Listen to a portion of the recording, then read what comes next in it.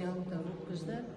Бұл кездесуде менің ұққаным, осы партия қатарына әлі де болса мүшелікке жастарды қабылдау, немесе осы Аманат партиясынан депутаттыққа сайланған депутаттардың жұмысының алға жүруі, сонымен қатар партия жарнасының дұрыс бағытта жұмсалуы.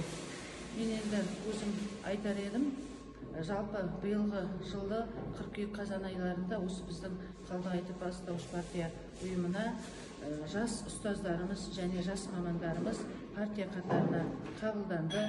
Сонымен қатар осы Қалдығайты округі бойынша Аманат партиясынан депутат болып сайланған Қайырболды Нұрмұхамбетұлының жалпы өзінің жұмысын, депутаттық алға қойған мақсатын жүзеге асыруда, әр уақытта да халық арасында кездесуде болып, халықтың арасында туындаған мәселелерді шешуде өзі қолдау білдіріп отырады.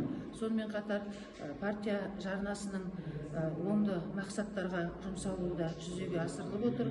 Оның бір дәлелі әр жыл сайын оқу жылы басталарда тамыз-қыркүйек айларында мектепке жол акциясы, жұмыс акциясы жүргізіледі.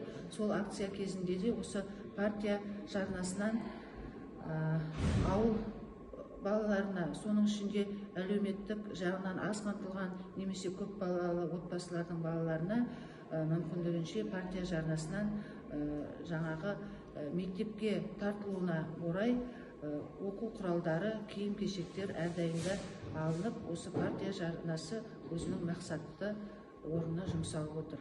Міне алдағы уақытта осы ауыл тұрғындарымен, қала берді партия мүшелерімен бірлесе отырып, жұмыстарымызды алға қарай жеткіземіз дегім келеді. Осы партияластарыма жақсы күн, жақсы жұмыс тілеймін. Қолғатшаңыз, лауазымыңыз?